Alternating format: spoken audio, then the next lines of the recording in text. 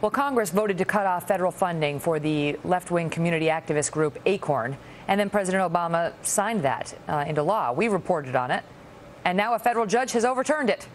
Eric Shawn has the latest. All right, Eric, so what does this mean as a practical money? Is ACORN going to get taxpayer money? Yeah, Megan, it looks that way, and here are the papers. These pieces of paper reverse both houses of Congress and the President of the United States, who, as you said, signed that continuing resolution that cut ACORN's federal funding. It happened last fall. Well, that ruling lets ACORN have taxpayer money back. Brooklyn Judge Nina Gershon says Congress acted unconstitutionally when it voted to stop ACORN's federal funding. That happened last fall after those explosive undercover videotapes went public. In a ruling, Judge Gershon said, quote, "It's unmistakable that Congress determined ACORN's guilt before defunding it. ACORN alone was singled out for adverse treatment," she said. She says that there's a process when federal contractors can be suspended or cut off, and she says that wasn't followed in this case, Megan. All right, so what does ACORN have to say? Well, ACORN's hailing the decision. They say it's an exoneration. They called cutting its funding an unconstitutional attack.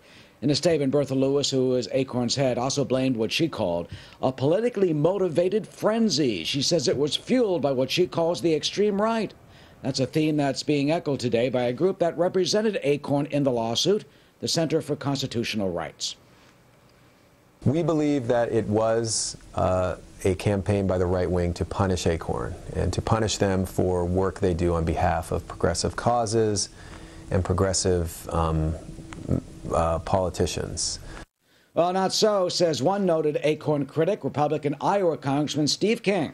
He told Fox News his view of the judge's ruling. He says, quote, "Judge Nina Gershon has single-handedly ordered the U.S. Congress to fund a corrupt criminal enterprise. What Congress should do is unfund Judge Gershon."